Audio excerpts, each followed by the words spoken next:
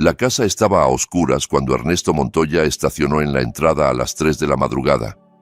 Había regresado 3 días antes de lo previsto, ya que el despliegue militar se había acortado tras una resolución diplomática que nadie esperaba, y él había tomado el primer transporte disponible desde la base. 16 horas de vuelo, otras 2 de trámites en el cuartel, y luego 9 horas de carretera hasta su hogar, en una zona rural de las montañas. Estaba agotado hasta los huesos, pero el pensamiento de ver la cara de su hija Emilia lo había mantenido despierto durante todo el trayecto. 6 meses. Eso era lo que había estado fuera esta vez. Emilia tenía 7 años ahora. Se había perdido su cumpleaños por 2 semanas. La culpa lo había carcomido durante cada patrulla, cada misión, pero este era su último despliegue. Ya había presentado sus papeles de retiro. Después de 12 años en los Rangers, Ernesto volvía a casa para siempre. Apagó el motor y se quedó sentado un momento saboreando la quietud. Sin morteros, sin disparos, solo grillos y el sonido distante del viento entre los pinos. La casa lucía exactamente como la había dejado. Las persianas azules que Brenda había insistido en poner, las jardineras que probablemente estaban muertas ahora a finales de otoño, el columpio de llanta colgando del roble en el jardín delantero. Ernesto tomó su bolso militar y caminó silenciosamente hacia la puerta principal. Quería darles una sorpresa. Brenda probablemente estaría dormida, pero quizás Emilia había tenido una pesadilla y estaba despierta. Solía meterse en la cama con él cuando tenía miedo. El pensamiento lo hizo sonreír. La puerta no tenía llave. Eso fue lo primero que se sintió mal. Le había dicho a Brenda 100 veces que la cerrara, especialmente cuando él estaba desplegado. Ernesto la empujó lentamente, su entrenamiento tomando el control.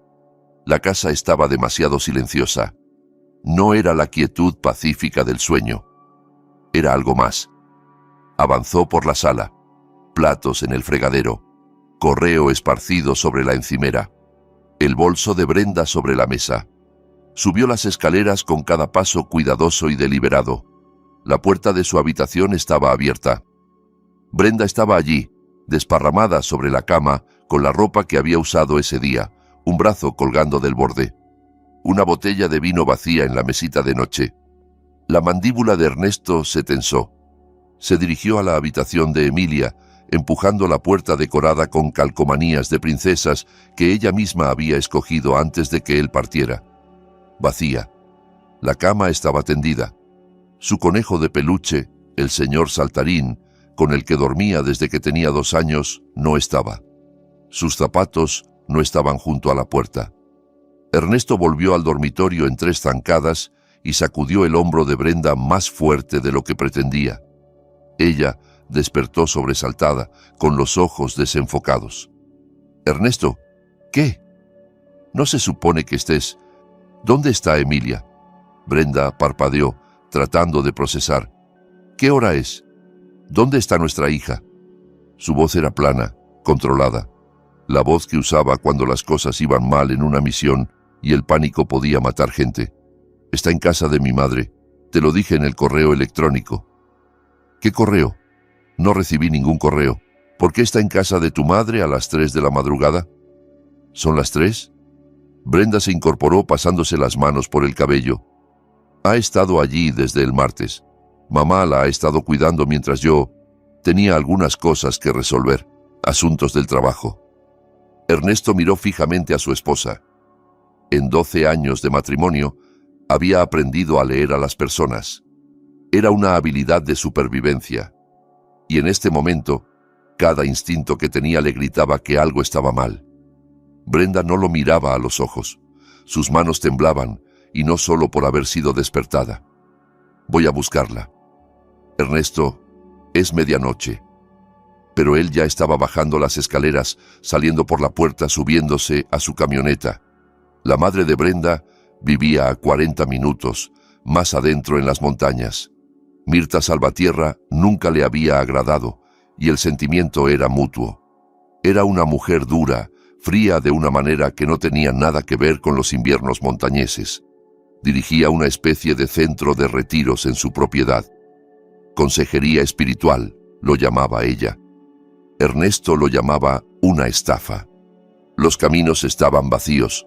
Forzó la camioneta más de lo debido, tomando las curvas de montaña a toda velocidad. Sus manos estaban firmes en el volante, pero su mente iba a 1000 por hora. Martes. Emilia había estado allí desde el martes. 4 días. ¿Por qué Brenda no lo había mencionado en su última videollamada? ¿Por qué había enviado a su hija con su madre? La propiedad de Mirta estaba apartada del camino, un largo sendero de grava que conducía a una amplia casa de campo. Las luces estaban encendidas.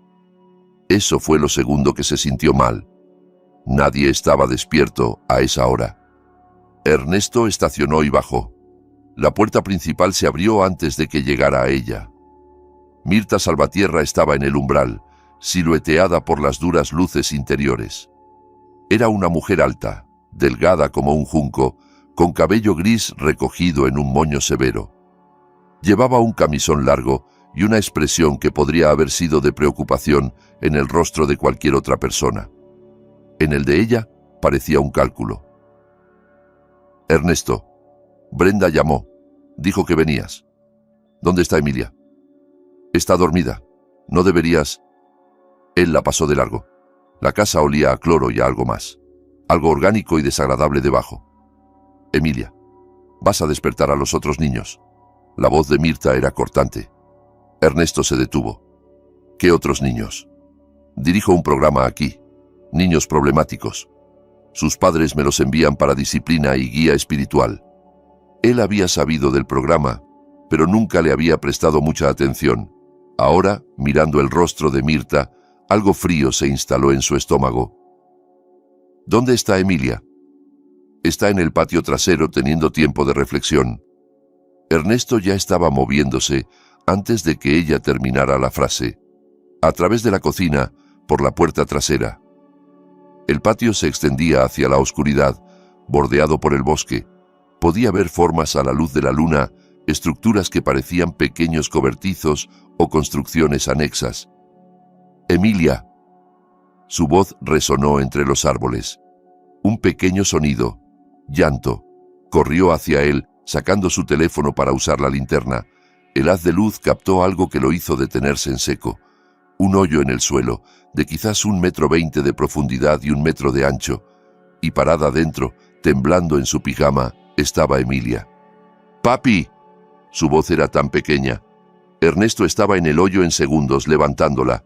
Ella estaba helada, su pijama empapada de lodo y rocío. Envolvió sus brazos alrededor de su cuello y no lo soltaba. «Te tengo, bebé. Te tengo». Se quitó la chaqueta y la envolvió en ella. Estaba temblando violentamente. «¿Cuánto tiempo has estado aquí afuera?» «No sé». La abuela dijo... Comenzó a sollozar ahora, las palabras apenas coherentes. Dijo que las niñas malas duermen en tumbas, que necesito aprender, que necesito... Una furia blanca inundó a Ernesto, pero la forzó a contenerse. Emilia lo necesitaba calmado. Necesitaba calentarla y ponerla a salvo. Después se ocuparía de Mirta. «Papi, no mires en el otro hoyo». El susurro de Emilia cortó sus pensamientos. «Por favor, no mires». Él se giró y el haz de su linterna barrió el patio. Allí, a unos 6 metros, otro hoyo, este cubierto con tablas. «Emilia, necesito que cierres los ojos, ¿de acuerdo? ¿Puedes hacer eso por mí?» Ella asintió contra su pecho apretando los ojos con fuerza. Ernesto la cargó hacia la casa, pero se detuvo junto al segundo hoyo. Tenía que saber. Tenía que entender con qué estaba tratando. Usando una mano mientras sostenía a Emilia con la otra, apartó las tablas. El olor lo golpeó primero. Descomposición, tierra y algo químico. Apuntó la luz hacia abajo. Huesos, huesos pequeños, un cráneo que era inconfundiblemente humano e inconfundiblemente de un niño. Retazos de tela. Y algo más. Una placa de metal, como una placa de identificación militar, con un nombre grabado. Sara Chávez. El entrenamiento de Ernesto se activó, anulando el horror. Esta era una escena del crimen, múltiples crímenes. Tomó 3 fotos con su teléfono, asegurándose de captar claramente la placa. Luego volvió a colocar las tablas y cargó a Emilia hacia la casa. Mirta estaba esperando en la cocina con una taza de té, como si esta fuera una visita normal. Está siendo dramática. Solo ha pasado 1 hora.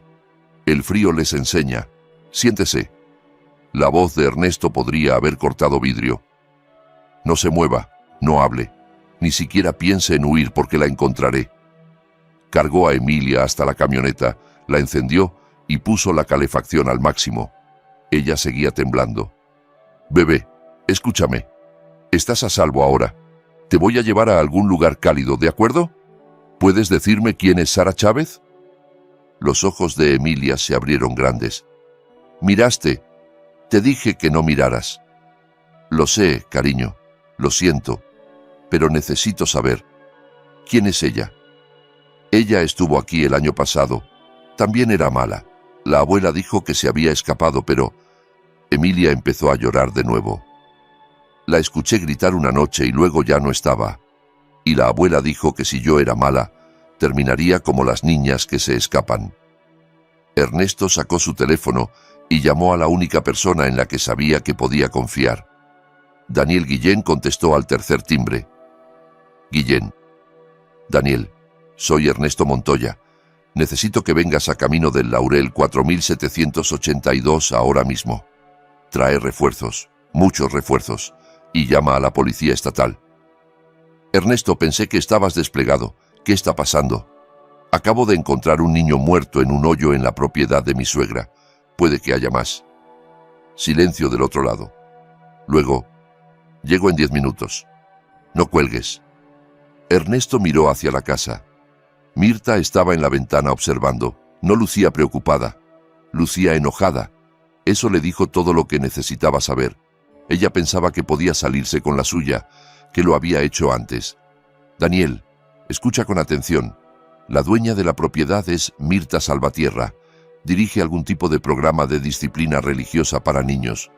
Mi hija estaba en un hoyo en su patio trasero. Dijo que llevaba 1 hora allí, pero no sé si eso es verdad. Hay otro hoyo con restos. La víctima podría ser Sara Chávez. Dios mío. Puede que haya otros niños en la propiedad ahora mismo. Mirta dijo algo sobre otros niños. Necesitamos sacarlos. Estoy llamando a Protección de Menores y al FBI. Ernesto, necesitas sacar a tu hija de ahí. Ya lo hice. Estoy en mi camioneta con ella. Pero Daniel, no me voy hasta que sepa que cada niño aquí está a salvo. No vuelvas a entrar en esa casa. Es una orden. Pero Ernesto ya estaba moviéndose. Se volvió hacia Emilia. Bebé, necesito que cierres las puertas con seguro y te quedes en la camioneta. Deja la calefacción encendida. Voy a sacar a los otros niños, ¿de acuerdo? Volveré enseguida. Papi, no. Te prometo que tendré cuidado. Pero esos niños necesitan ayuda igual que tú la necesitabas. Le besó la frente. Cierra las puertas. Si alguien que no sea yo o un oficial de policía se acerca a esta camioneta, tocas el claxon. ¿Entendido? Ella asintió, aterrorizada pero confiando en él. Ernesto caminó de vuelta a la casa. El entrenamiento estaba completamente activado ahora. Ya no era un padre, era un soldado despejando un edificio hostil. Mirta seguía en la cocina. Se levantó cuando él entró. No tenías derecho a... ¿Dónde están los niños? Están durmiendo. Estás exagerando. Ese hoyo es una técnica terapéutica. Enseña humildad. Ernesto cruzó la distancia entre ellos en 2 pasos. No la tocó, pero ella retrocedió tambaleándose de todas formas. Te lo voy a preguntar una vez más. ¿Dónde están los niños? Arriba, pero están bien. Están aquí porque sus padres no pueden controlarlos. Los estoy ayudando. Él ya estaba moviéndose. Escaleras arriba, por un pasillo. La primera puerta estaba cerrada con llave desde afuera. La derribó de una patada. 3 niños, todos menores de 10 años, durmiendo sobre colchones delgados en el piso. Sin mantas, sin calefacción. La ventana tenía barrotes por fuera. Despierten. La voz de Ernesto era gentil pero firme. Mi nombre es Ernesto. Soy soldado y estoy aquí para ayudarlos. La policía viene en camino. Van a estar bien. Lo miraron con esos ojos vacíos que él solo había visto en zonas de guerra. Un niño pequeño habló. ¿Nos va a llevar a casa? Sí, ahora mismo. Vamos. Los guió escaleras abajo. Mirta intentó bloquear la puerta. No puedes hacer esto. Sus padres firmaron contratos. Sus padres firmaron contratos con alguien que estaba enterrando niños en su patio trasero. Quítate de mi camino. Ella no se movió. Ernesto la levantó físicamente y la apartó. No pesaba nada. Sacó a los 3 niños justo cuando las luces de los faros aparecieron por el camino de entrada. 4 patrullas, luces intermitentes. Daniel Guillén bajó primero. Un hombre corpulento de unos 50 años, con un rostro curtido y ojos amables. Echó un vistazo a los niños y tomó su radio. Necesitamos ambulancias, múltiples menores, posible abuso y negligencia. Las siguientes 2 horas fueron un caos. Llegaron más policías, agentes del FBI, protección de menores. Encontraron 6 niños más en una habitación cerrada del sótano. Todos estaban desnutridos, golpeados, aterrorizados. Todos tenían historias sobre los hoyos en el patio trasero, sobre los castigos, sobre niños que se habían escapado. Encontraron 3 tumbas más. Ernesto se sentó en su camioneta con Emilia envuelta en una manta, observando cómo los investigadores invadían la propiedad. Mirta había sido arrestada, aún insistiendo en que estaba ayudando a niños problemáticos, que los padres habían firmado contratos, que todo lo que hacía era disciplina legal. Daniel se acercó al amanecer. Van a necesitar declaraciones tuyas y de Emilia. No hoy. Primero necesita que la vean los médicos, pero pronto. ¿Qué hay de las otras tumbas? Ya identificamos una, Sara Chávez. Desaparecida de la capital el año pasado. Tenía 9 años. Sus padres pensaron que estaba en un campamento de verano. El rostro de Daniel era sombrío. Las otras 2 estamos trabajando en ello. Ernesto, ¿cómo supiste que debías venir aquí esta noche? No lo sabía. Volví temprano del despliegue. Brenda dijo que Emilia estaba aquí.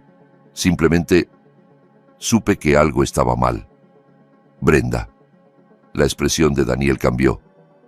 Necesitamos hablar con ella también. ¿Sabía ella lo que estaba pasando aquí? Ernesto miró a su amigo. No lo sé, pero voy a averiguarlo. Emilia se movió contra su pecho. Papi, ¿podemos irnos a casa ya? No a esa casa, bebé. Vamos a un hotel, ¿de acuerdo? Un lugar seguro y cálido con servicio a la habitación y películas. Y me quedaré contigo. Nunca más te voy a dejar. Lo prometo. Mientras Ernesto se alejaba, el sol estaba saliendo sobre las montañas. En su espejo retrovisor podía ver las luces policiales aún parpadeando, los equipos de búsqueda peinando la propiedad. Pensó en los padres de esos niños recibiendo llamadas telefónicas ahora mismo que los destruirían. Pensó en los padres de Sara Chávez finalmente obteniendo respuestas después de un año de no saber. Y pensó en Brenda, dormida en su cama, que había enviado a su hija a esa casa, que sabía que Mirta dirigía un programa de disciplina para niños problemáticos, pero la había enviado de todos modos. Emilia no era problemática. Era una niña dulce, inteligente y feliz. Entonces, ¿por qué Brenda la había enviado donde Mirta? Las manos de Ernesto se apretaron en el volante. Había sido entrenado para combatir enemigos en el extranjero. Pero ahora se daba cuenta de que el verdadero enemigo había estado aquí todo el tiempo, escondido a plena vista, y se aseguraría de que cada persona responsable pagara por lo que había hecho, empezando por su esposa. La habitación del hotel era cálida y luminosa, nada parecida a la oscuridad fría de la propiedad de Mirta. Ernesto había conseguido una suite con 2 camas, y Emilia finalmente se había dormido alrededor del mediodía después de que un médico del hospital viniera a examinarla. Hipotermia leve, moretones, trauma. El médico había sido gentil pero exhaustivo, documentando todo, tomando fotos de las lesiones. Evidencia. Va a necesitar terapia, había dicho el doctor en voz baja junto a la puerta. Lo que experimentó, los niños no simplemente superan eso. Ahora Emilia dormía y Ernesto estaba sentado junto a la ventana con su laptop, haciendo búsquedas que debería haber hecho años atrás. Mirta Salvatierra. Centro de Retiro Espiritual Nuevos Comienzos. ¿Cómo nunca había investigado esto? Porque confiabas en Brenda, le respondió una voz en su cabeza. Porque era tu esposa, y le creíste cuando dijo que su madre estaba ayudando a niños problemáticos a encontrar a Dios. Los resultados de la búsqueda le revolvieron el estómago. El sitio web lucía profesional. Testimonios de padres agradecidos. Fotos de niños sonrientes. Versículos bíblicos sobre disciplina y redención. Pero cuando Ernesto profundizó en foros y sitios de reseñas, encontró historias diferentes. Un padre escribió: enviamos a nuestra hija allí por 3 meses. Cuando regresó, no hablaba. Solo lloraba y tenía pesadillas.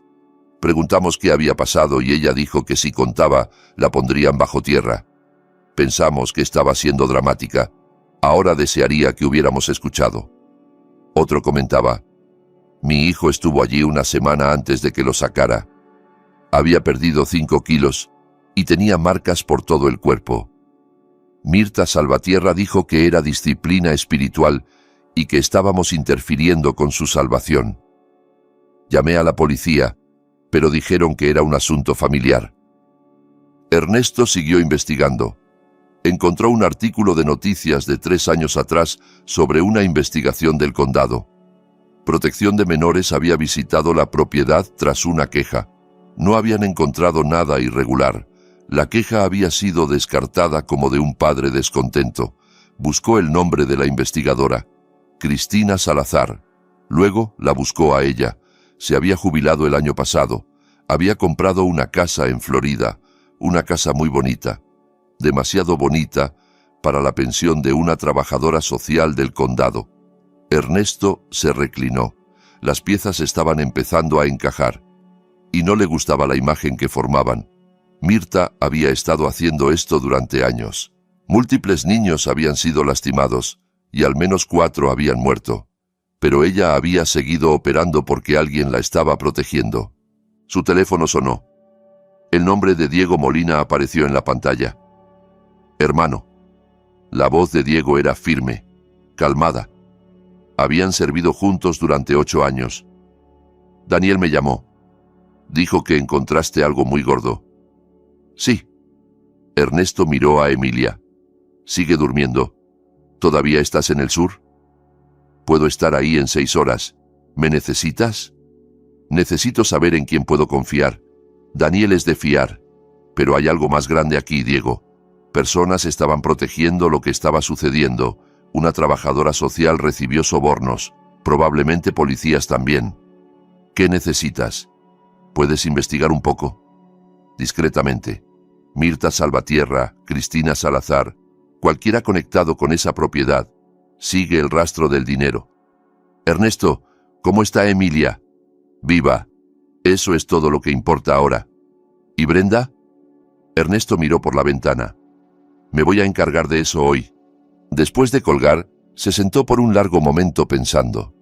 Luego abrió su correo electrónico y comenzó a escribir. Asunto. Renuncia.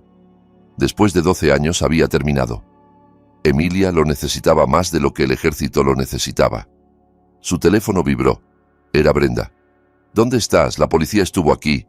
Preguntaron por mamá. ¿Qué está pasando? Ernesto no respondió. En cambio, abrió las fotos que había tomado de la tumba con los restos de Sara Chávez. Las miró por un largo rato, memorizando cada detalle. Luego abrió un documento nuevo y empezó a escribir todo lo que había visto, todo lo que Emilia le había contado, cada detalle que podía recordar. Esto iría a juicio. Necesitaba estar preparado. Alrededor de las 3 de la tarde, Emilia despertó. Miró alrededor de la habitación desconocida, presa del pánico por un momento. Luego vio a Ernesto y se relajó. «Hola, bebé. ¿Cómo te sientes? ¿Cansada?» Ella se sentó lentamente. «¿La abuela está en la cárcel?» «Sí». Bien. La voz de Emilia era dura de una manera que le rompió el corazón a Ernesto. 7 años y ya sabía que algunas personas eran malvadas. Papi, ¿vamos a volver con mamá? Esa era la pregunta, ¿no? Ernesto se acercó y se sentó al borde de su cama. Necesito preguntarte algo y necesito que me digas la verdad, ¿de acuerdo? Incluso si piensas que podría herir mis sentimientos. Emilia asintió. ¿Mamá sabía lo que la abuela estaba haciendo con los hoyos? Los ojos de Emilia se llenaron de lágrimas. Ella dijo que me estaba portando mal, que no estaba obedeciendo, que la abuela podía enseñarme a ser buena. Me llevó el martes y le dijo a la abuela que necesitaba aprender a respetar. Ernesto sintió algo frío y definitivo instalarse en su pecho. ¿Qué hiciste que fue tan malo? No quise comerme las verduras, y contesté cuando me dijo que limpiara mi cuarto. Emilia empezó a llorar. No quise portarme mal, papi. Solo quería que tú volvieras a casa. Él la abrazó fuerte, sosteniéndola mientras lloraba. Sobre su cabeza, su rostro era de piedra. Brenda había enviado a su hija para ser abusada, posiblemente asesinada, porque no comía verduras, porque había contestado. Cosas normales de niños. Cosas que manejas con penitencias o quitándole el postre, no con una mujer que enterraba niños en su patio trasero. No te portaste mal, Emilia. ¿Me escuchas? Estabas siendo una niña normal. Lo que mamá hizo estuvo mal. Lo que la abuela hizo fue malvado. Pero tú no hiciste nada malo. ¿Puedo quedarme contigo? Te vas a quedar conmigo para siempre. Lo prometo. Hubo un golpe en la puerta. Ernesto miró por la mirilla. Daniel Guillén. Lo dejó entrar.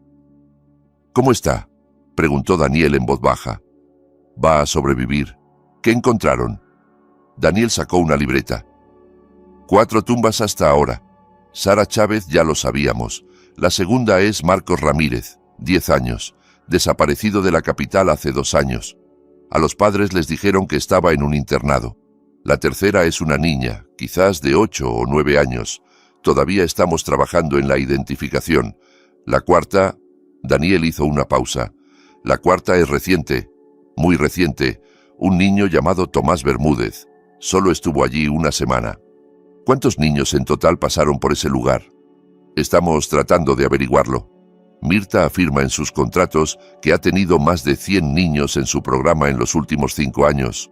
La mayoría salió con vida, pero estamos verificando cada nombre contra reportes de personas desaparecidas. ¿Qué hay de Cristina Salazar? La expresión de Daniel se oscureció. ¿Cómo sabes de ella? Ella investigó el lugar hace 3 años.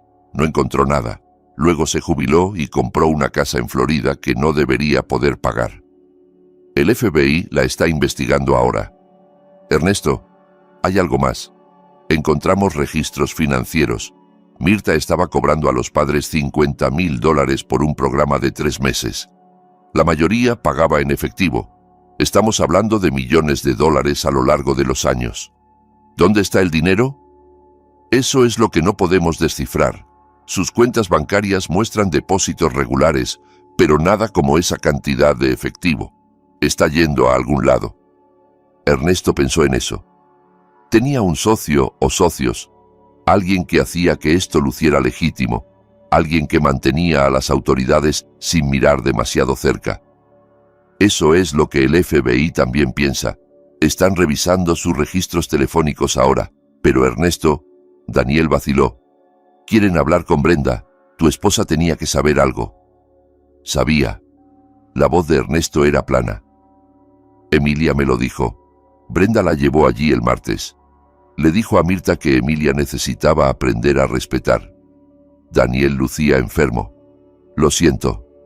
No lo sientas. Solo asegúrate de que todos los involucrados caigan. No me importa quiénes sean o qué conexiones tengan. Todos. Después de que Daniel se fue, Ernesto tomó una decisión. Levantó su teléfono y llamó a Melody Herrera, la hermana de Brenda. Ella contestó al segundo timbrazo. ¿Ernesto? Dios mío. Brenda me dijo que habías vuelto. ¿Estás bien? Dijo algo de que arrestaron a mamá. Melody, necesito que escuches con atención. Tu madre estaba dirigiendo un campo de castigo, estaba torturando niños, 4 de ellos están muertos. Emilia estaba en un hoyo en el patio trasero cuando la encontré. Silencio. Luego, ¿qué? No, eso no puede. Mamá ayuda a niños problemáticos. Es estricta, pero nunca haría. Vi las tumbas yo mismo. El FBI las está desenterrando ahora mismo. Sara Chávez, Marcos Ramírez, otros 2. Todos niños menores de 12 años, todos muertos por lo que tu madre les hizo. No puedo. Ernesto, esto tiene que ser un error. No lo es. Y Melody, necesito saber algo. ¿Alguna vez viste algo? ¿Algo que te hiciera sentir incómoda? ¿Algo que pareciera mal? Yo no he estado en la propiedad en años. Mamá y yo tuvimos una pelea. Dijo que estaba criando a mis hijos demasiado blandos, que necesitaban disciplina. Le dije que se mantuviera alejada de nosotros. La voz de Melody temblaba. Brenda todavía le hablaba, sin embargo. Decía que yo estaba exagerando. Brenda envió a Emilia allí hace 4 días. No, Brenda no haría. Ella ama a Emilia. La envió a ser castigada porque Emilia no comía sus verduras y contestó. Otro largo silencio. Cuando Melody habló de nuevo, su voz era diferente, más dura. ¿Dónde está Emilia ahora? Conmigo, a salvo. Manténla alejada de Brenda. Lo digo en serio, Ernesto. Amo a mi hermana, pero sí sabía lo que mamá estaba haciendo y envió a Emilia de todos modos. Melody tomó un respiro tembloroso.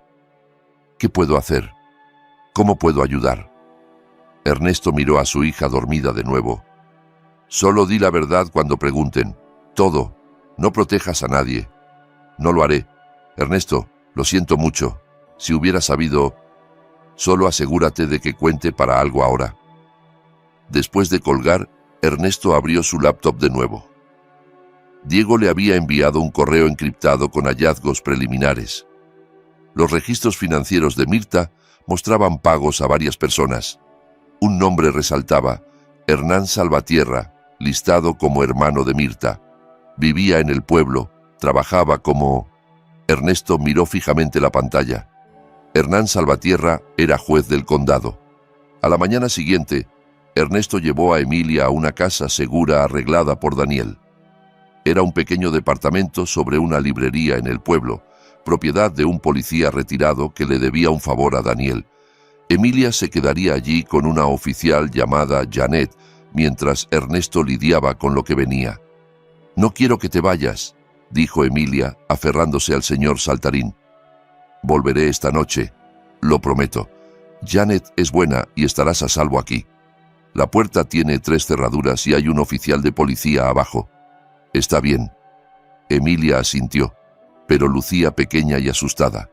Ernesto se arrodilló a su nivel. «Bebé, necesito asegurarme de que las personas que te lastimaron no puedan lastimar a nadie más. Eso es lo que voy a hacer hoy. ¿Puedes ser valiente por mí?» «¿Vas a traer a mamá?» La mandíbula de Ernesto se tensó. «¿Quieres ver a mamá?» Emilia lo pensó, luego negó con la cabeza. «Todavía no. Quizás nunca». «Está bien. No tienes que ver a nadie que no quieras ver».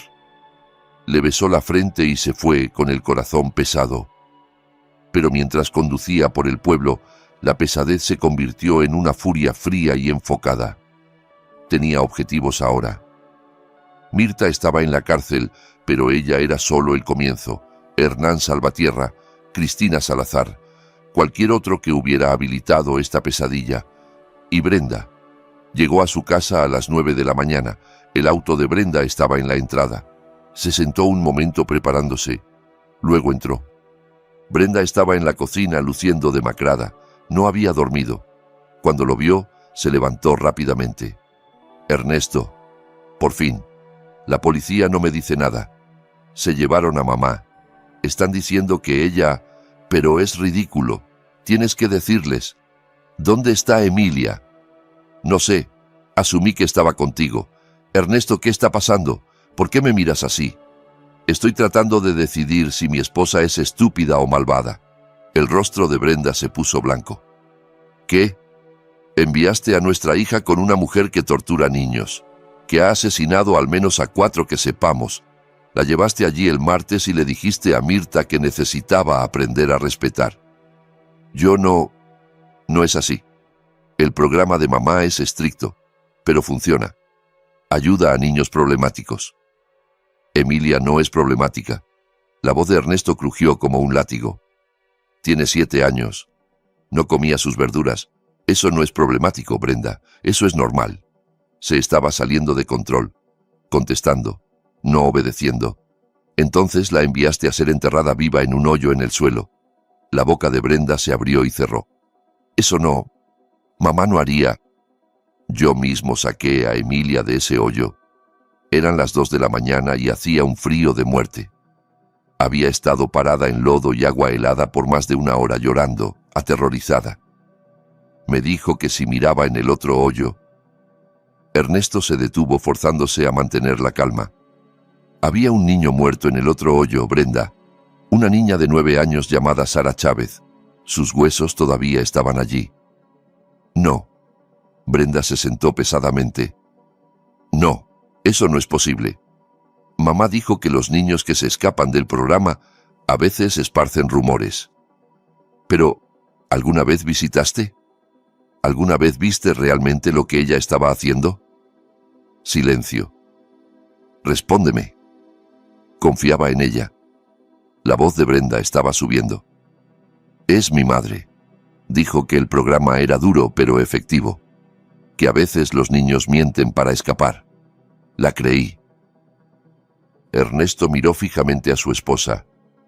¿Cuándo enviaste a Emilia allí? El martes, ya te lo dije. ¿Por qué el martes específicamente? Brenda vaciló. Estaba teniendo una mala semana. Se negaba a hacer la tarea, haciendo desorden, contestando. Yo estaba estresada con el trabajo y simplemente no podía manejarlo. Entonces llamé a mamá. No podías manejarlo. Entonces enviaste a nuestra hija a un campo de tortura. No es un campo de tortura. Ella ayuda a niños. 4 niños muertos dicen lo contrario. Ernesto sacó su teléfono y le mostró una de las fotos de las tumbas. Brenda la miró y se puso verde. Corrió al fregadero y vomitó. Cuando regresó, limpiándose la boca, su rostro estaba pálido. No lo sabía, Ernesto. Te lo juro, no lo sabía. Pero sospechaste que algo estaba mal, ¿verdad? No, yo... Melody cortó a tu madre hace años. Dijo que era demasiado dura con los niños. Tú mantenías a Emilia alejada de Mirta la mayoría del tiempo. ¿Qué? Las manos de Brenda temblaban. Mamá podía ser intensa. Pensé que una exposición limitada estaba bien, que unos pocos días a la vez le enseñarían disciplina a Emilia ¿Sin qué? Sin quebrarla. Las palabras salieron como un susurro. Ernesto sintió algo dentro de él romperse. Sabías que podía quebrar a nuestra hija. Sabías que tu madre era peligrosa y enviaste a Emilia allí de todos modos. Pensé que podía controlarlo. Le dije a mamá que fuera gentil, que solo la asustara un poco. No puedes ser un poco malvado, Brenda. No puedes torturar a alguien un poco. Ernesto estaba gritando ahora. Emilia está traumatizada. Tiene hipotermia y moretones y no confía en nadie. Preguntó si tiene que verte de nuevo y no supe qué decirle porque su propia madre la envió al infierno.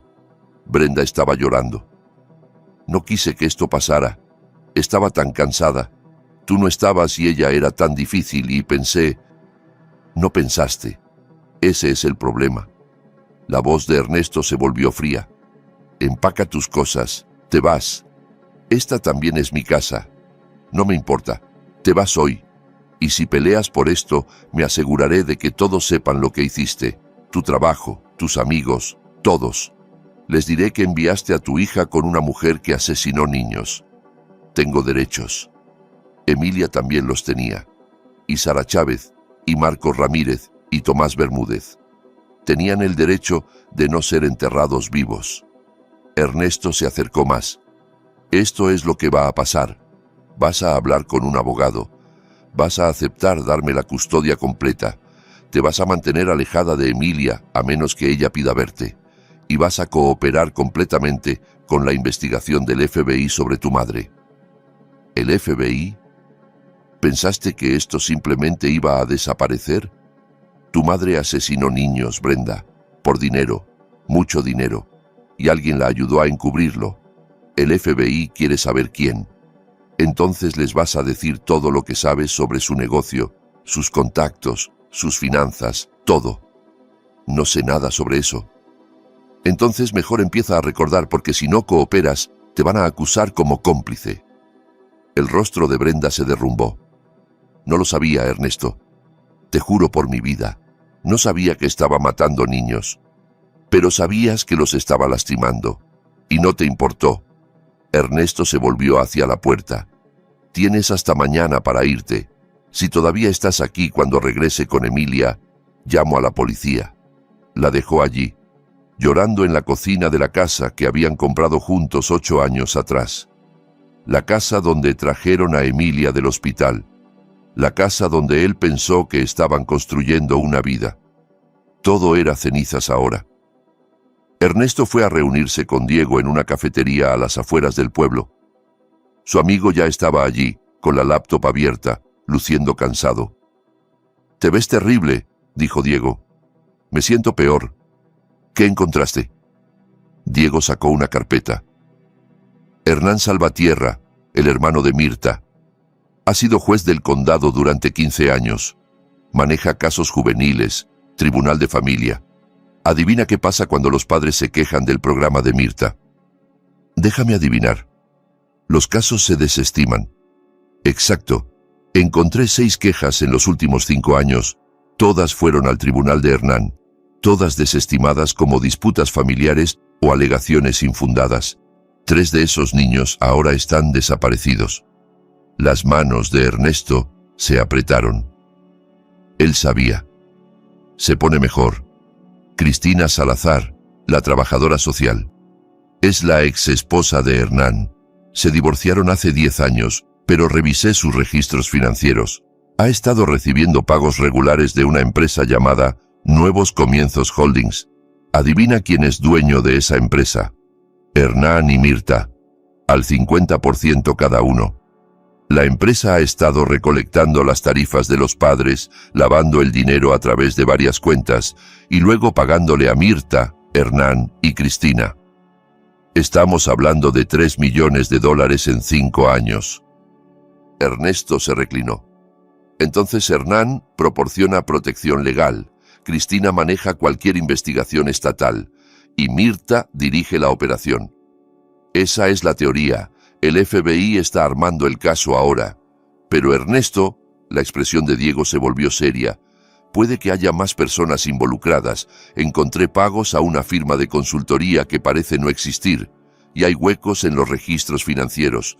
Dinero saliendo que no podemos rastrear. ¿Quién más podría estar involucrado? No sé todavía, pero alguien con suficiente influencia para asegurarse de que no hubiera investigaciones reales. Alguien que pudiera presionar a la policía local, quizás incluso a la estatal.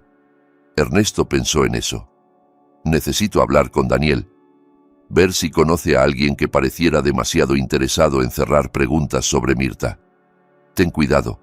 Si hay policías corruptos involucrados, no sabes en quién confiar. Confío en Daniel. Sí, pero él confía en todos los de su fuerza. Diego cerró su laptop.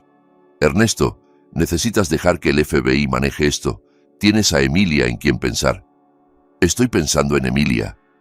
Estoy pensando en asegurarme de que todos los que la lastimaron paguen. Todos los que lo permitieron.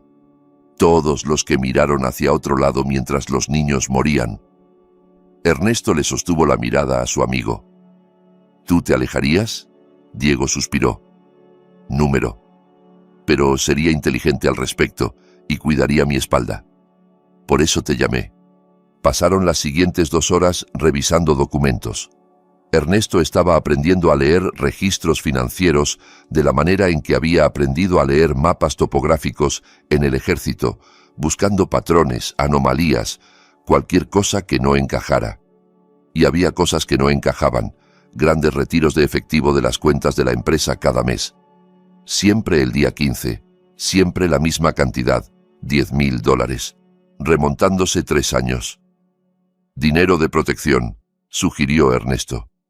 Tal vez le están pagando a alguien por algo.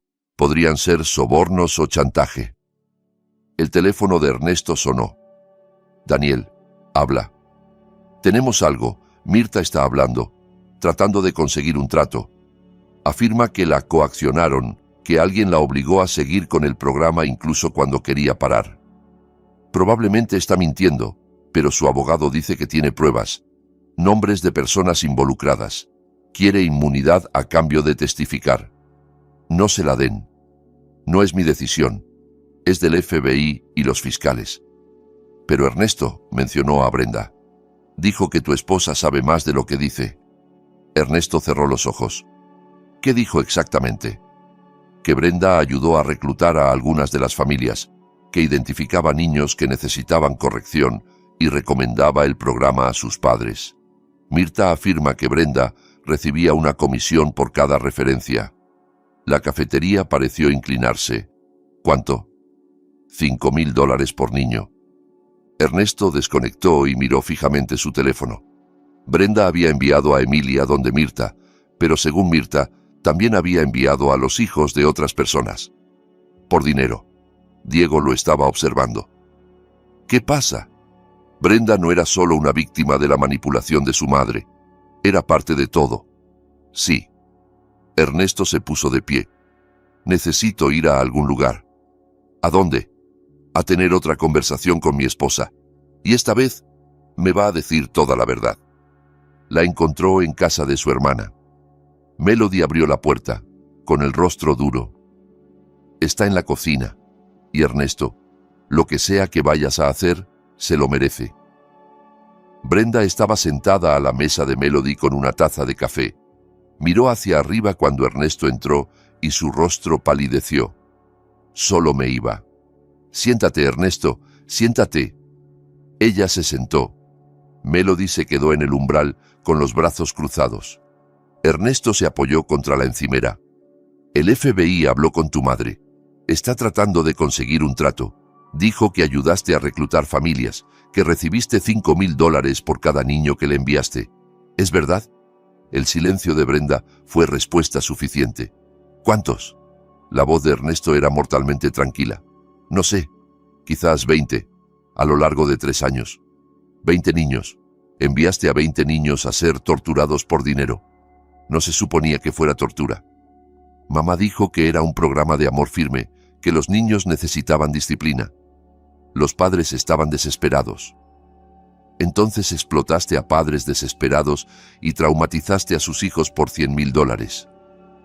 Melody hizo un sonido de disgusto. Brenda, ¿qué demonios te pasa? No entienden, necesitábamos el dinero. Ernesto estaba desplegado, su salario no era suficiente, y yo tenía deudas de antes de que nos casáramos. Teníamos suficiente, gritó Ernesto. Teníamos una casa, comida, todo lo que necesitábamos. ¿Me estás diciendo que vendiste niños por qué? ¿Un auto nuevo? ¿Vacaciones? Brenda estaba llorando de nuevo. Lo siento mucho, no pensé que nadie saldría lastimado. Mamá dijo que era seguro. 4 niños están muertos. 4. ¿Cómo es eso seguro? Ernesto temblaba de rabia. ¿Sabías de las tumbas? No, te juro que no sabía de eso. Cuando mamá me contaba de niños que se escapaban, le creí. Pensé que simplemente se iban. ¿Pensaste que niños problemáticos simplemente se iban caminando a las montañas y a sus padres no les importaba? ¿No pensaste que eso era sospechoso? Brenda no tenía respuesta. Ernesto sacó su teléfono. El FBI va a querer hablar contigo. Las familias que reclutaste van a querer respuestas y me voy a asegurar de que cada persona sepa lo que hiciste. Por favor. Brenda lo alcanzó. Por favor, Ernesto, cometí un error. Fui estúpida y codiciosa, y lo siento mucho, pero sigo siendo la madre de Emilia. La amo. La enviaste a un campo de tortura por $5,000. No, no cobré dinero por Emilia.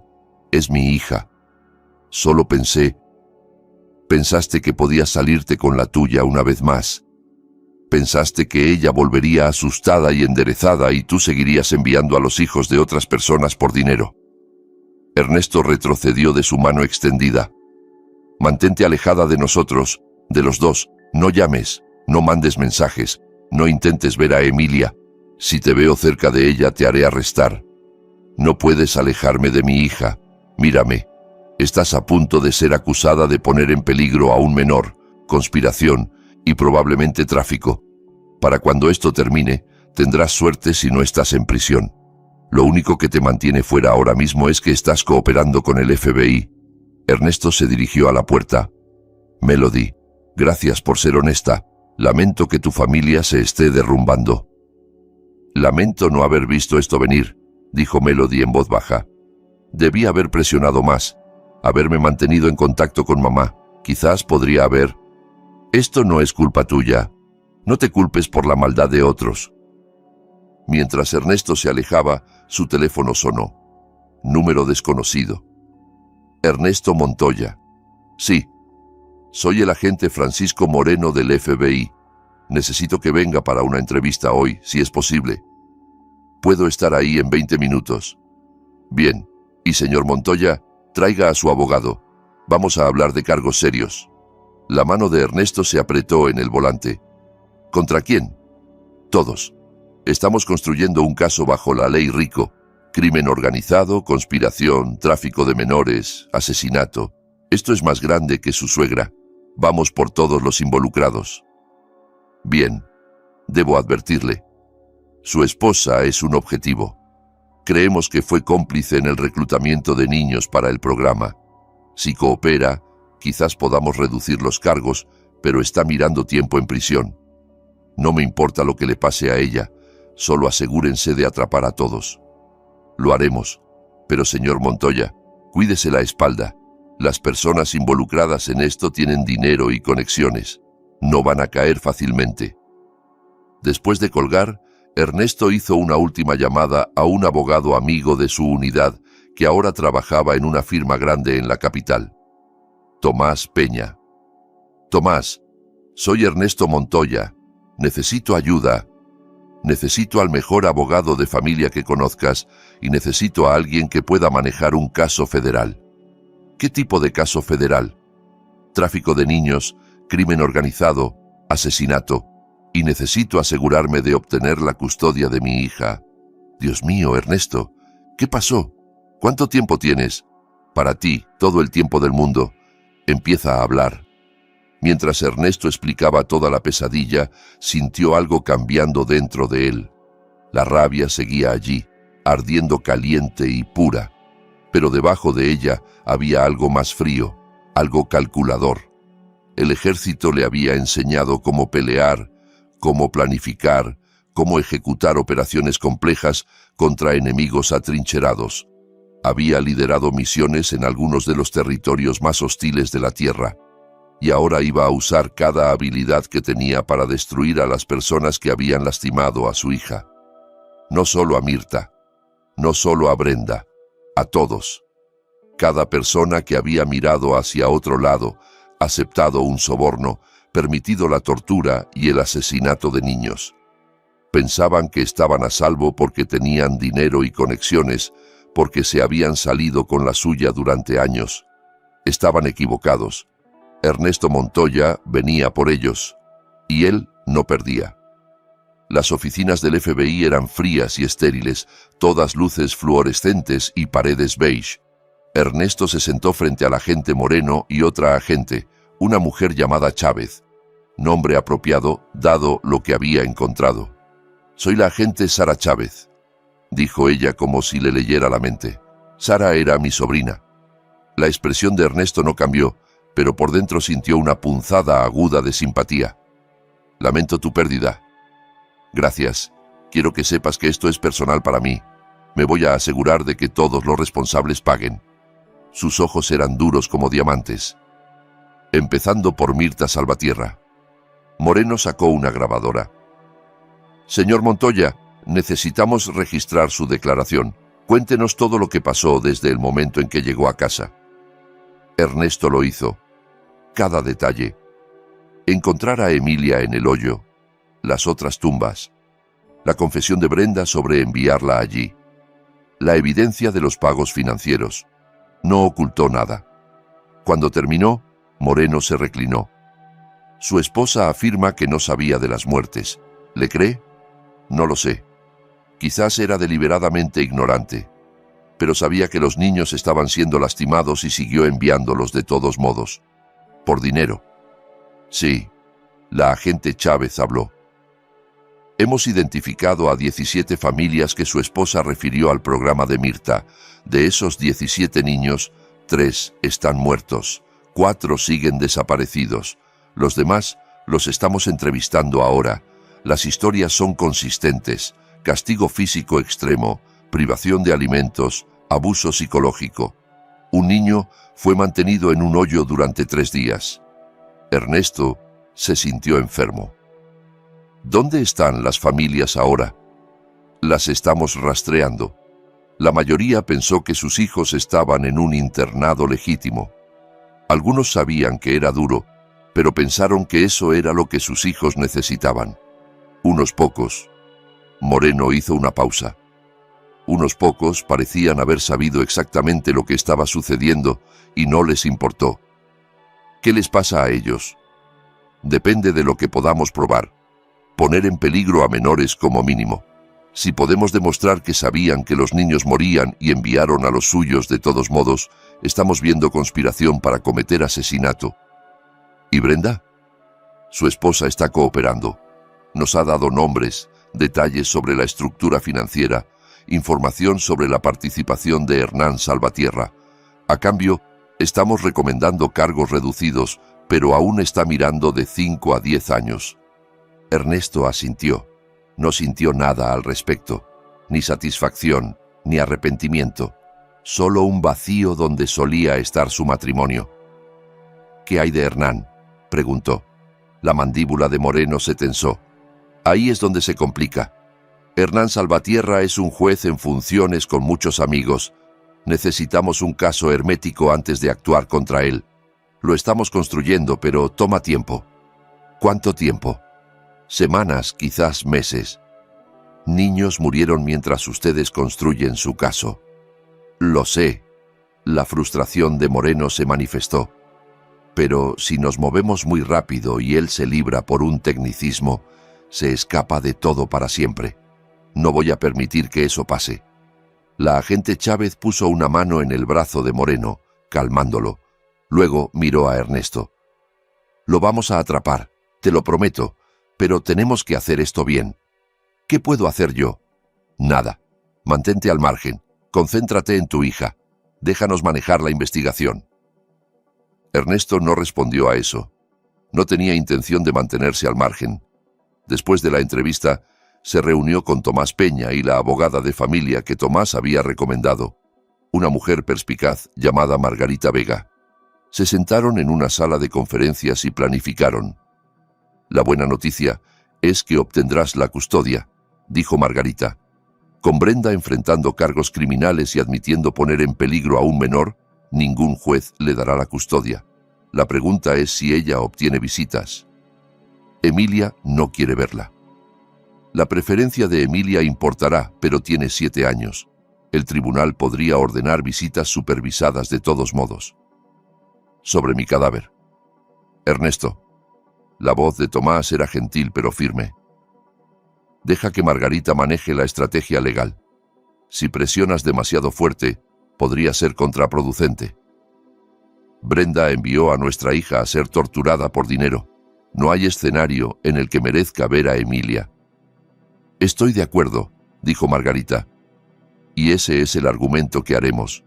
Pero tenemos que seguir el proceso, solicitar el divorcio, solicitar la custodia, documentar todo, construir un caso tan abrumador que ningún juez pueda fallar en tu contra. ¿Cuánto tiempo? El divorcio tomará meses. La custodia podría ser más rápida dadas las circunstancias. Presentaré mociones de emergencia mañana. Hazlo. Después de que se fueron, Ernesto se sentó en su camioneta pensando. El FBI estaba construyendo su caso. Sus abogados estaban construyendo el suyo. Todos seguían el proceso, jugando según las reglas. Pero Ernesto no estaba limitado por las mismas reglas. Era un civil ahora, un padre protegiendo a su hija. Y a veces la justicia no podía esperar a los tribunales. Sacó su teléfono y llamó a Diego. «Necesito que hagas algo por mí. No es legal. Me lo imaginaba. ¿Qué necesitas?» «Hernán Salvatierra. Necesito todo sobre él. Registros telefónicos, registros financieros, correos electrónicos, todo lo que pruebe lo que hizo. El FBI ya está obteniendo eso a través de órdenes judiciales. No quiero esperar a las órdenes judiciales. Lo quiero ahora». Silencio del otro lado. Luego, «¿Sabes lo que estás pidiendo?» «Sí. Si nos atrapan, no nos van a atrapar. Tú me enseñaste a hacer esto en Afganistán, ¿recuerdas? Solo estamos aplicando esas habilidades aquí». Otra pausa. «¿Cuándo quieres empezar?»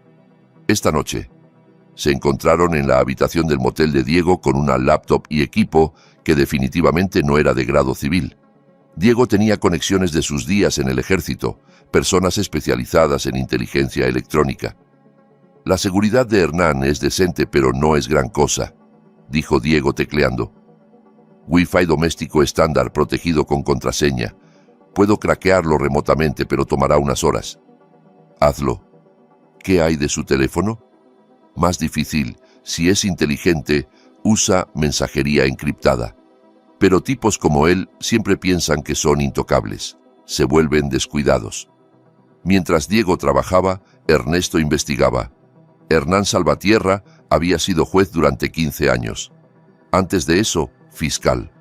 Casado 2 veces, divorciado 2 veces, sin hijos.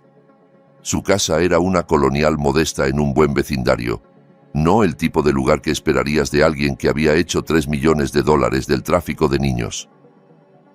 «Está escondiendo el dinero en algún lugar», dijo Ernesto. «Cuentas offshore probablemente. Las Caimán, Suiza, lugares que el FBI puede rastrear, pero toma tiempo». «No tenemos tiempo». Diego lo miró. «¿Cuál es el plan aquí, Ernesto? Digamos que obtenemos todo. ¿Qué vas a hacer con ello?» «Asegurarme de que no pueda escapar de la justicia. Asegurarme de que si el caso del FBI se derrumba, él igual caiga». «¿Cómo?» «No he descifrado esa parte todavía. Trabajaron hasta las 3 de la madrugada. Para entonces, Diego tenía acceso a la red doméstica de Hernán, su correo electrónico y su almacenamiento en la nube. Lo que encontraron heló la sangre de Ernesto. Hojas de cálculo listando cada niño que había pasado por el programa de Mirta. Notas detalladas sobre cuáles eran problemáticos. Facturas por servicios de eliminación. Correos electrónicos discutiendo reducción de inventario y minimizar exposición. Estas personas habían reducido a los niños a líneas en un libro contable. Un correo de Hernán a Mirta, fechado 6 meses atrás. «La niña Chávez está haciendo demasiadas preguntas. Encárgate». La respuesta de Mirta: «Resuelto, sin cabos sueltos». Sara Chávez había muerto porque hizo preguntas. «Mándame todo esto», dijo Ernesto. «Encriptado. Múltiples respaldos.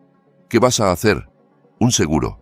Si algo me pasa, si el caso del FBI se derrumba, si estas personas encuentran manera de escapar, esto se hace público. Cada medio de comunicación, cada plataforma de redes sociales, cada padre cuyos hijos pasaron por ese programa.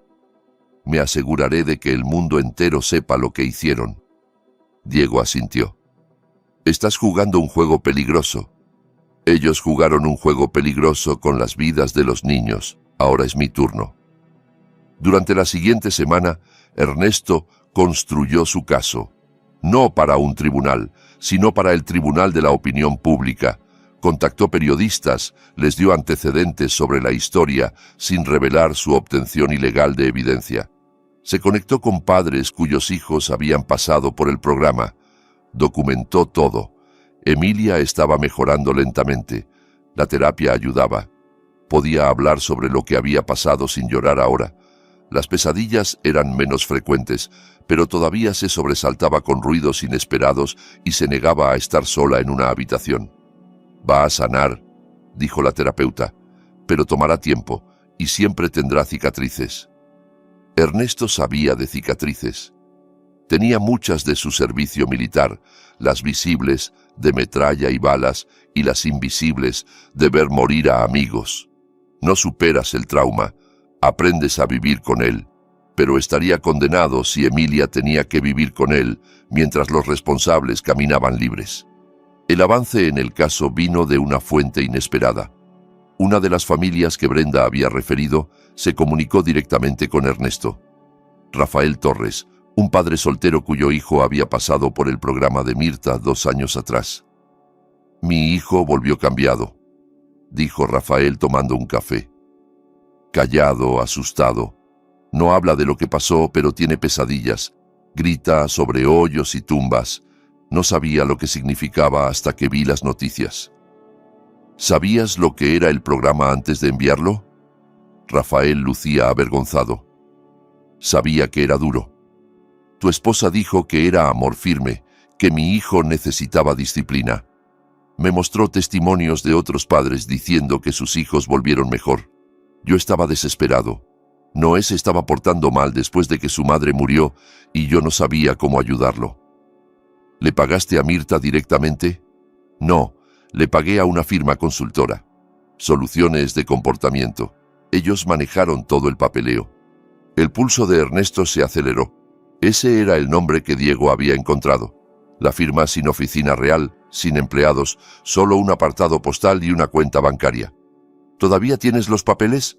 Sí. ¿Por qué? Porque creo que esa firma es la clave de todo. Tenía razón. Con la documentación de Rafael, rastrearon soluciones de comportamiento hasta un abogado en la capital, un tipo de alto poder que se especializaba en establecer corporaciones fantasma para clientes adinerados. El abogado, cuando fue confrontado por el FBI, alegó secreto profesional. Pero Ernesto tenía otro enfoque. Se presentó en la oficina del abogado sin avisar. León Domínguez, decía la placa. Ernesto pasó junto a la secretaria y entró a la oficina de Domínguez. Disculpe, no puede, protestó la secretaria. Está bien, dijo Ernesto, cerrando la puerta detrás de él. Domínguez era un hombre elegante en un traje caro, de unos 50 años, con el tipo de bronceado que viene de viajes de esquí y campos de golf. Levantó la vista, molesto. ¿Quién es usted? Ernesto Montoya. Mi hija fue torturada por uno de tus clientes. Tú estableciste la estructura financiera que les permitió esconder millones de dólares del tráfico de niños. La expresión de Domínguez se volvió cuidadosamente neutral. No sé de qué habla.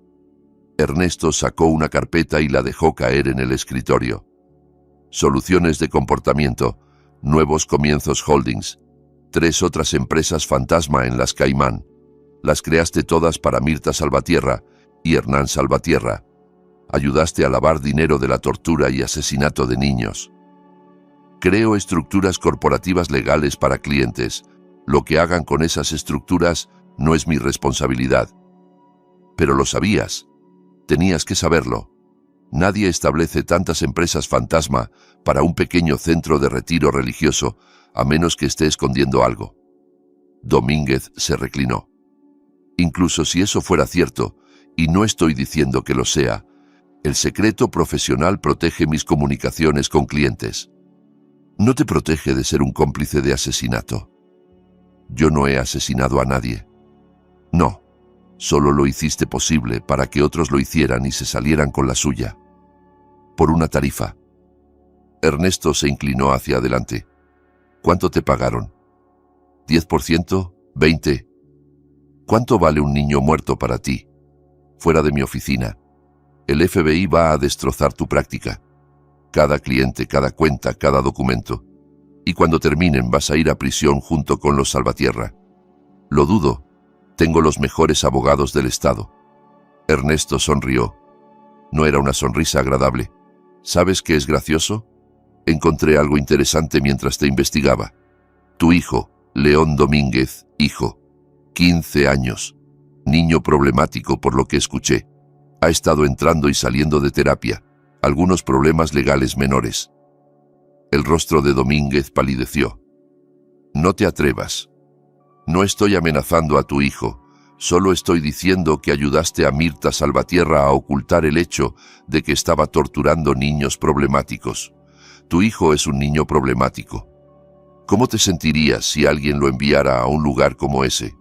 Si terminara en un hoyo en el suelo llorando por su padre, preguntándose por qué lo dejaste pasar. Hijo de... Piénsalo.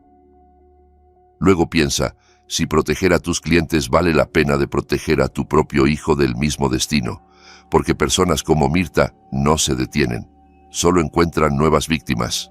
Ernesto se puso de pie. El FBI estará aquí mañana con órdenes. Puedes cooperar y quizás mantener tu licencia de abogado.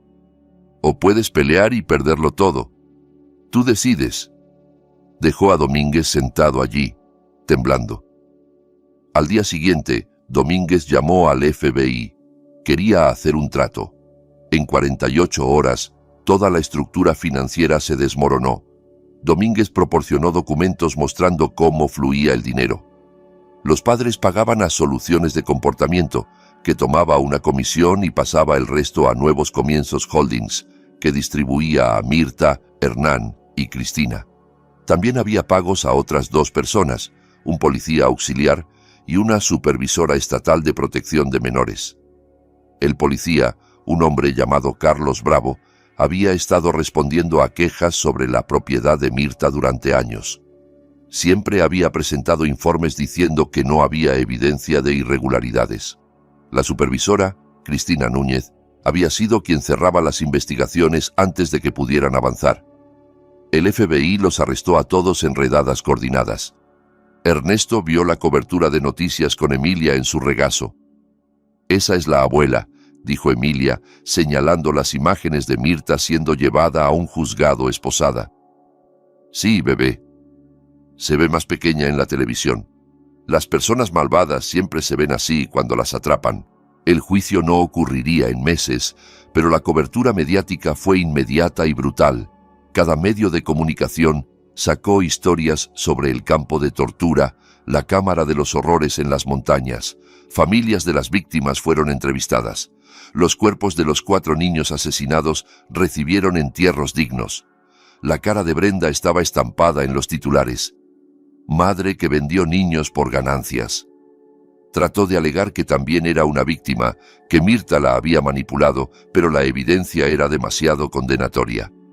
El FBI tenía grabaciones de sus conversaciones con padres, promocionando el programa, describiendo cuán efectivo era, nunca mencionando el abuso. Ernesto solicitó el divorcio y la custodia de emergencia. La audiencia fue breve. Margarita presentó evidencia de la participación de Brenda en la red de tráfico, su admisión de poner en peligro a un menor y la declaración de Emilia de que no quería ver a su madre. El juez, no Hernán Salvatierra, quien había sido suspendido pendiente de su propio juicio, le otorgó a Ernesto la custodia completa sin visitas para Brenda. La señora Montoya ha demostrado un patrón de priorizar el dinero sobre la seguridad de su hija, dijo el juez. Hasta que pueda demostrar rehabilitación y remordimiento, representa un peligro para la menor. Brenda no peleó. Estaba demasiado ocupada negociando su propio acuerdo de culpabilidad. 5 años en prisión federal a cambio de testificar contra Hernán y los demás. Pero Ernesto no estaba satisfecho. Sí, todos iban a ir a prisión. Sí, se estaba haciendo justicia, pero no era suficiente. Estas personas habían destruido vidas. Habían asesinado niños, habían hecho que Emilia estuviera parada en un hoyo llorando por su padre. Necesitaban sufrir como sus víctimas habían sufrido. Entonces Ernesto empezó a planear. No un ataque físico, no iba a tirar su libertad y dejar a Emilia sin padre. Pero había otras formas de hacer sufrir a la gente, formas de asegurar que perdieran todo, no solo su libertad. Empezó con Hernán Salvatierra. El juicio del juez estaba programado para 3 meses después. Había sido liberado bajo fianza, $1 millón que había pagado fácilmente. Estaba viviendo en su casa usando un monitor de tobillo, pretendiendo estar confiado. Ernesto empezó a seguirlo. No, obviamente. Sabía cómo hacer vigilancia por sus días en el ejército. Aprendió la rutina de Hernán. supermercado los martes, almuerzo en el mismo restaurante cada jueves, golf los sábados por la mañana. Y notó algo interesante. Hernán tenía visitantes tarde en la noche. Personas venían a su casa. Estacionaban calle abajo y caminaban. Se quedaban 20 minutos o una hora, luego se iban. Ernesto empezó a fotografiarlos, rastreando sus placas, construyendo una red. Uno de ellos era un senador estatal.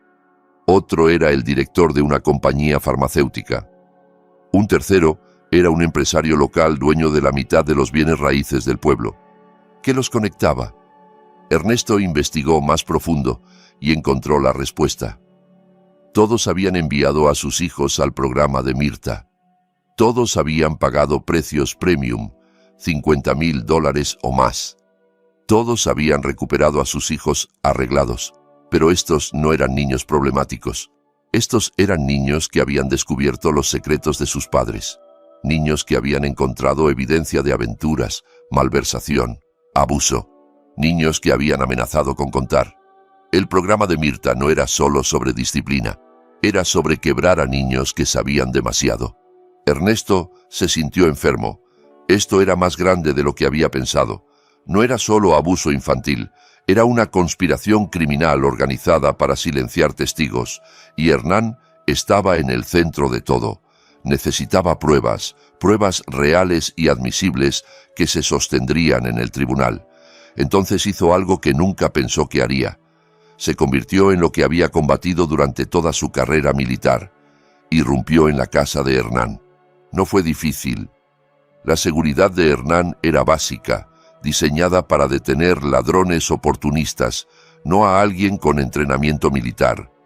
Ernesto esperó hasta que Hernán estuviera en su almuerzo del jueves, desactivó la alarma y entró por una ventana del sótano. Tenía 30 minutos. Los usó bien.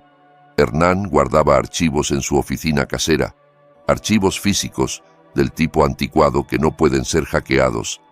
Ernesto fotografió todo. Correspondencia con los padres, contratos, documentación de lo que los niños habían sabido y cómo el programa lo había manejado. Un archivo estaba etiquetado como soluciones permanentes. Dentro había certificados de defunción de 3 niños, todos clasificados como accidentes o suicidios. Todos niños que habían pasado por el programa, todos niños cuyos padres estaban en esas reuniones nocturnas. Ernesto sintió sus manos temblar mientras los fotografiaba. Estas personas habían asesinado a sus propios hijos para guardar secretos. Encontró una cosa más. Un libro mayor mostrando pagos de Hernán a medios locales, pagos para matar historias, pagos a reporteros para enterrar información, pagos para mantener toda la operación en silencio. Ernesto terminó con 5 minutos de sobra. Reinició todo exactamente como lo había encontrado, salió por la ventana y se alejó. Esa noche hizo copias de todo.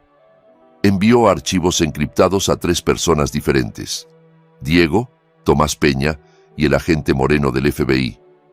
La nota decía: si algo me pasa, publiquen esto en cada medio de comunicación del país. Luego fue a casa y sostuvo a Emilia mientras dormía, pensando en cuán cerca había estado de perderla, cuántos otros padres habían perdido a sus hijos a manos de estos monstruos. Al día siguiente, recibió una llamada de un número desconocido. Señor Montoya, soy Salvador Briones. Represento a Hernán Salvatierra. Mi cliente desea hablar con usted. Dígale a su cliente que se vaya al diablo. Señor Montoya, por favor, no es una amenaza. Mi cliente quiere disculparse, explicar su versión de las cosas. Está preparado para ofrecer un acuerdo a cambio de... No hay acuerdo. Su cliente va a ir a prisión por el resto de su vida. Si tan solo escuchara, Ernesto colgó. 10 minutos después, su teléfono sonó de nuevo, un número diferente. Señor Montoya. Una voz de mujer, suave y profesional.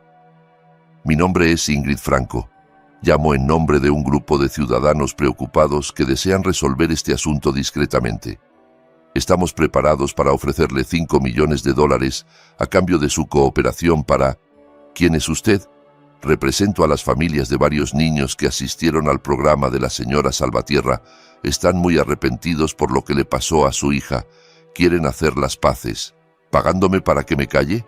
Compensándolo por su trauma y asegurando que este asunto se resuelva de una manera que no dañe a personas inocentes. Personas inocentes. Sus clientes asesinaron a sus propios hijos. Esa es una acusación seria sin pruebas, y hacer tales acusaciones públicamente podría considerarse difamación. Ernesto se rió.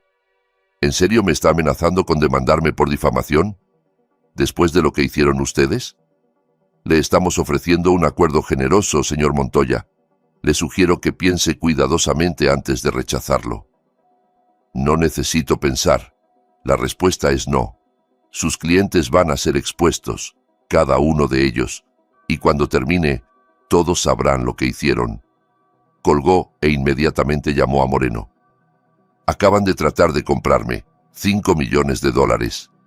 ¿Quién fue? Alguien llamada Ingrid Franco. Dijo que representa a familias de niños que pasaron por el programa. Quieren que guarde silencio sobre lo que encontré. Moreno estuvo callado un momento. Ernesto, ¿qué encontraste exactamente? No puedo decirte eso, no oficialmente. Pero hipotéticamente, si alguien tuviera evidencia de que los clientes de Hernán asesinaron a sus propios hijos para mantenerlos callados sobre crímenes, ¿qué haría el FBI con esa información? Hipotéticamente, necesitaríamos esa evidencia para procesar. ¿Y si esa evidencia fue obtenida ilegalmente? Entonces no sería admisible en el tribunal, pero podría apuntarnos hacia formas legales de obtener la misma información. Revisa la oficina de la casa de Hernán. Hay un archivador, cajón de abajo, etiquetado Soluciones Permanentes. Podrías encontrar algo interesante. Necesitamos una orden para eso. Entonces consíguela. Estoy seguro de que puedes encontrar causa probable. Ernesto, solo consigue la orden, Moreno, antes de que alguien haga desaparecer ese archivo. Moreno debió moverse rápido, porque esa tarde agentes del FBI ejecutaron una orden de registro en la casa de Hernán. Ernesto observó desde calle abajo mientras sacaban cajas de documentos. Su teléfono sonó. Moreno, ¿cómo supiste de ese archivo? No lo sabía. Solo tuve una corazonada. Ernesto, ¿lo que encontramos? Dios mío, estas personas estaban matando a sus propios hijos. Lo sé. Vamos a necesitar que testifique sobre todo. El programa. Lo que le pasó a Emilia. Todo. Haré lo que sea necesario. Bien, porque estamos a punto de acusar a 15 personas más. Este va a ser el caso de tráfico de menores más grande en la historia del Estado. ¡Que cuente! Lo hará. Pero Ernesto, cuídate la espalda. Estas personas tienen mucho que perder. Podrían hacer algo desesperado. Ernesto pensó en eso después de colgar. Las personas desesperadas eran peligrosas, pero no estaba preocupado por él mismo. Estaba preocupado por Emilia. Llamó a Diego. Necesito que hagas algo por mí. Dime. Necesito que lleves a Emilia a algún lugar seguro, fuera del estado, a algún lugar donde estas personas no puedan encontrarla. ¿Crees que irían tras ella? Creo que ya han matado a múltiples niños. No voy a arriesgarme. Conozco un lugar. Mi primo tiene un rancho en el norte, en medio de la nada. Nadie pensaría en buscar allí. ¿Pueden irse mañana? La recojo al amanecer. Esa noche, Ernesto le explicó a Emilia que iba a ir de viaje. Es como unas vacaciones. Tío Diego te va a llevar a ver caballos y montañas. Estarás a salvo allí. ¿Por qué no puedes venir tú? Tengo que terminar algo aquí, pero iré a buscarte en cuanto termine, lo prometo. Es sobre la abuela. Sí, bebé. Es sobre asegurarme de que ella y las personas que la ayudaron no puedan lastimar a nadie más. Emilia estuvo callada un momento. Luego dijo, «Papi, ¿vas a hacer algo malo?» «¿Qué quieres decir?» «Como algo que no deberías hacer para atrapar a las personas malas». Ernesto se arrodilló a su nivel. A veces los adultos tienen que tomar decisiones difíciles. Voy a hacer todo lo que pueda para asegurarme de que esas decisiones sean las correctas. Está bien, pero prométeme que vas a volver. Lo prometo. Nada me va a alejar de ti.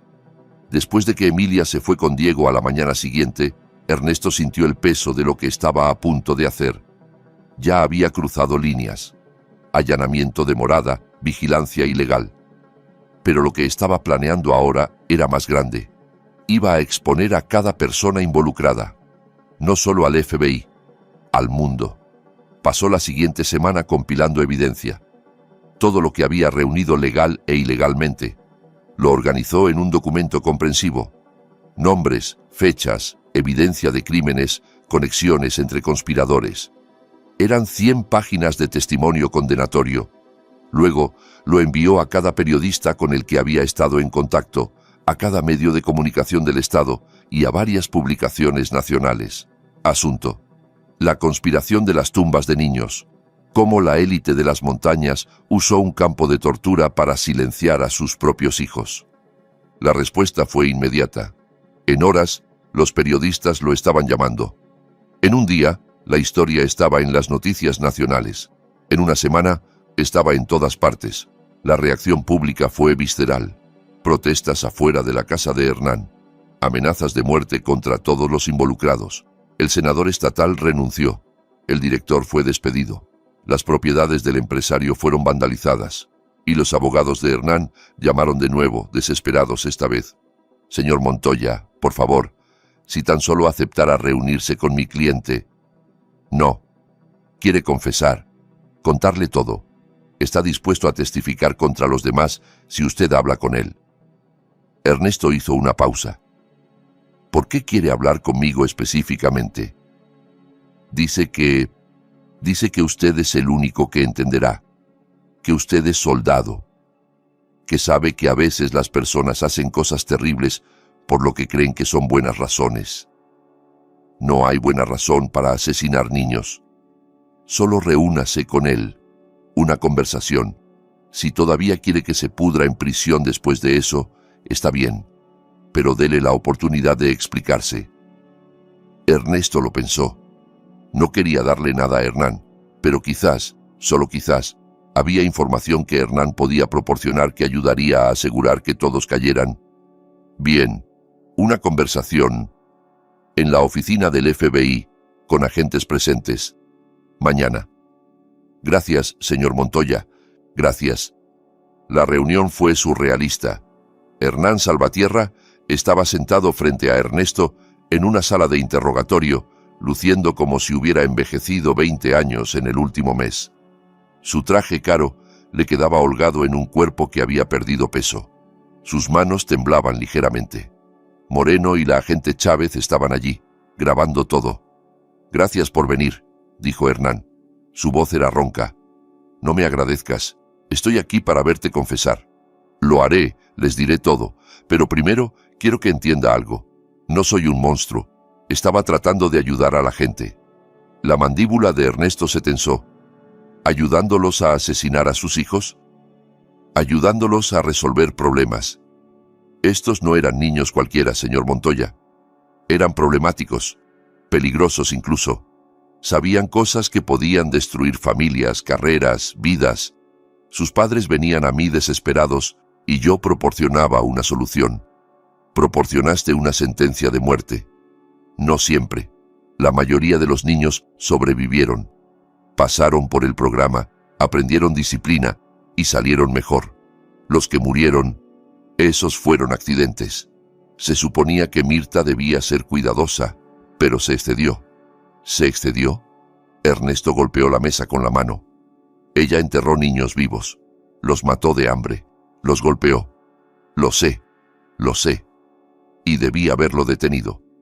Pero para cuando me di cuenta de cuán lejos había llegado, estaba demasiado involucrado. Los padres eran personas poderosas. Me habrían destruido si los hubiera expuesto. Entonces dejaste que continuara. Dejaste que más niños murieran para salvarte. El rostro de Hernán se derrumbó. Cometí un error. Fui débil, asustado y codicioso. Y lo siento. Dios, lo siento mucho. El arrepentimiento no trae de vuelta a esos niños. Lo sé. Por eso quiero testificar. Le diré al FBI todo. Quién estuvo involucrado. ¿Quién sabía qué? ¿Quién pagó por las soluciones permanentes? Todo. Me aseguraré de que todos caigan. ¿A cambio de qué? Sentencia reducida. Custodia protegida. Soy juez, señor Montoya. Sé lo que les pasa a personas como yo en población general. Ernesto miró a Moreno. ¿Este trato está sobre la mesa? Depende de lo que nos dé. Si su información lleva a condenas de los demás, podríamos recomendar sentencia reducida. Ernesto se volvió hacia Hernán. ¿Cuántos niños murieron? 7 que yo sepa con certeza, pero podría haber más. Mirta guardaba algunos registros fuera de los libros. ¿Dónde están esos registros? Enterrados. Literalmente, en la propiedad. Hay un cobertizo en la parte trasera, bajo las tablas del piso.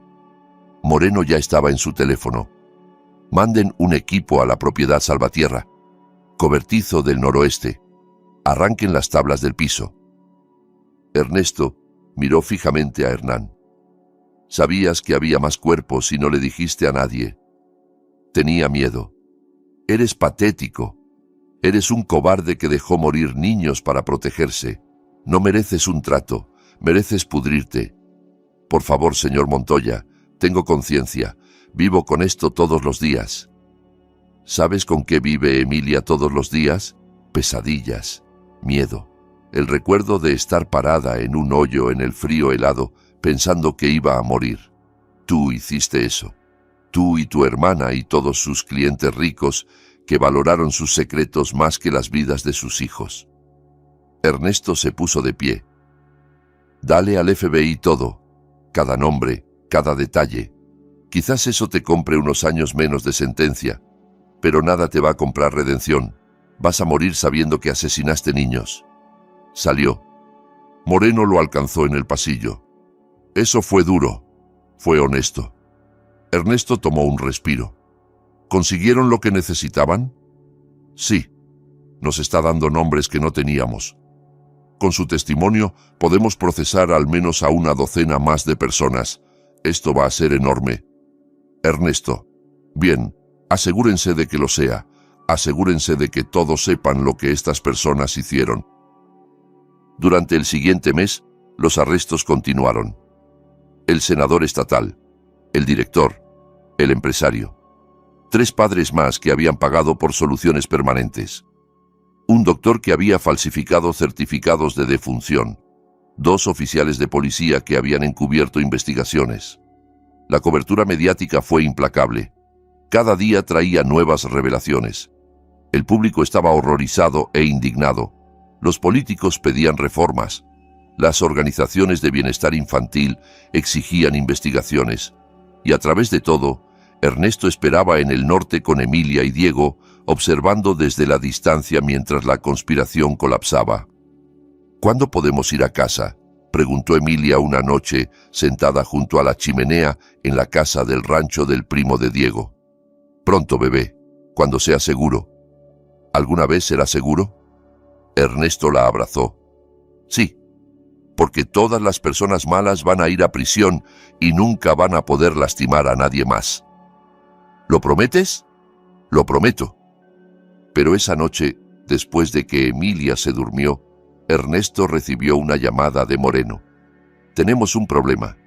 ¿Qué tipo de problema? 2 de los padres que arrestamos pagaron la fianza. Eduardo Cardoso y Alberto Driu, ambos muy adinerados, ambos muy conectados, y ambos han desaparecido. Ernesto sintió un temor frío. ¿Desaparecido? Huyeron del país. Creemos. Interpol los está buscando, pero... Moreno hizo una pausa. Ernesto, estos tipos saben que tú fuiste quien los expuso. Saben que Emilia es la testigo que inició todo esto. Creo que podrían intentar represalias. Que lo intenten. Hablo en serio. Estos son hombres desesperados sin nada que perder. Necesitas quedarte en el norte hasta que los atrapemos. ¿Cuánto tiempo podría tomar eso? ¿Días? ¿Semanas? Quizás meses si son inteligentes. Ernesto miró a la puerta de la habitación de Emilia. Le había prometido que irían a casa pronto. Pero casa no era segura. Todavía no. Me quedaré. Pero Moreno, encuentren a esos hombres. Encuéntrenlos y tráiganlos de vuelta. Lo haremos. Pero pasaron 3 semanas sin señales de Cardoso o Drew. Emilia estaba inquieta, extrañando a sus amigos y su escuela. Ernesto se estaba volviendo loco, incapaz de hacer nada más que esperar. Entonces, Diego vino a él con noticias. He estado investigando. Fuera de los libros, encontré algo. ¿Qué? Cardoso y Drew no huyeron a Europa o Sudamérica. Todavía están en el país, y creo que sé dónde. ¿Dónde? La familia de Cardoso tiene una propiedad en Alaska, remota, fuera de la red, lugar perfecto para esconderse mientras sus abogados trabajan en desestimar los cargos. Los cargos no van a ser desestimados. No, pero sus abogados son buenos. Podrían arrastrarlo por años. Mientras tanto, ellos viven libres en la naturaleza. Ernesto sintió la ira surgir. Eso no es justicia. No, no lo es. Se miraron. Un entendimiento pasó entre ellos. Si alguien fuera a encontrarlos, dijo Ernesto lentamente, alguien que no estuviera limitado por la jurisdicción del FBI o restricciones legales, alguien que pudiera persuadirlos de entregarse, hipotéticamente sí.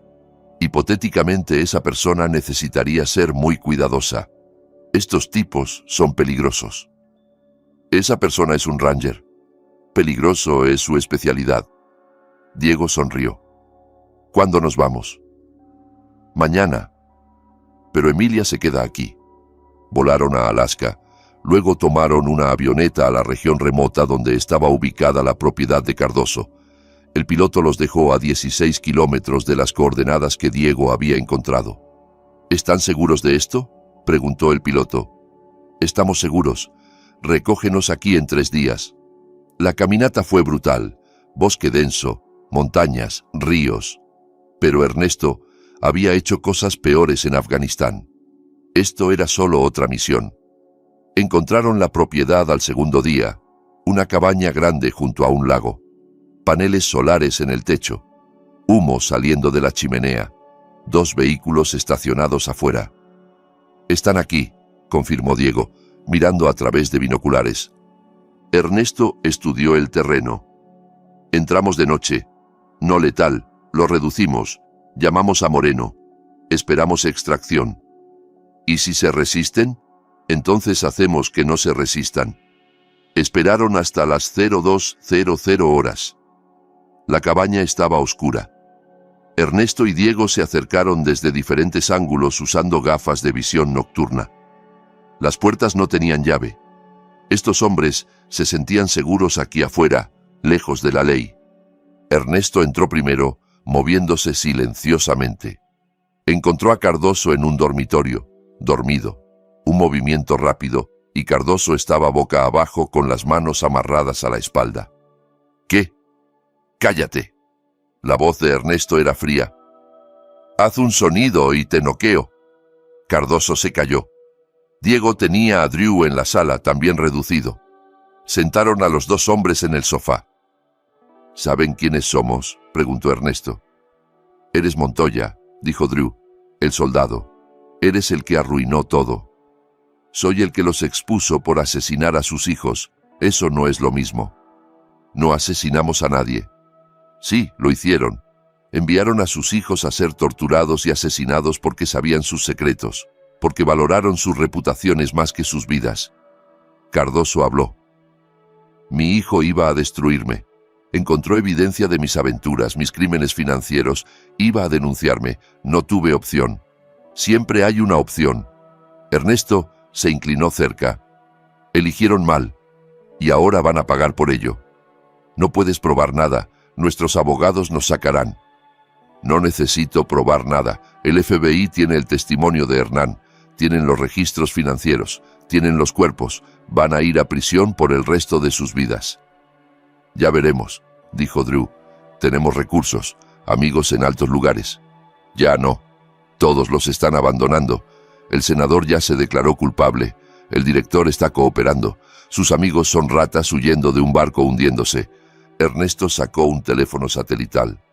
Ahora van a tomar una decisión. Pueden entregarse voluntariamente y quizás conseguir un trato. O puedo arrastrarlos de vuelta esposados. De cualquier manera, van a volver. ¿Y si nos negamos?, preguntó Cardoso. Ernesto sonrió. Era la misma sonrisa que les había dado a combatientes enemigos que pensaban que eran duros. Entonces haré que deseen nunca haber huido. No soy policía. No estoy limitado por las mismas reglas y realmente no me agradan. Dejó que eso calara. Luego agregó: pero esto es lo que pasa. No quiero lastimarlos. Quiero que enfrenten la justicia. Quiero que se sienten en el juicio y sean condenados y pasen el resto de sus vidas pensando en lo que hicieron. Ese es el castigo real. Eso es lo que merecen.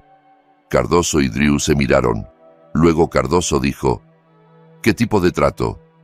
Testifiquen contra todos los involucrados, cada nombre, cada crimen, cada detalle. A cambio quizás les dan 20 años en vez de cadena perpetua. Eso no es mucho de un trato.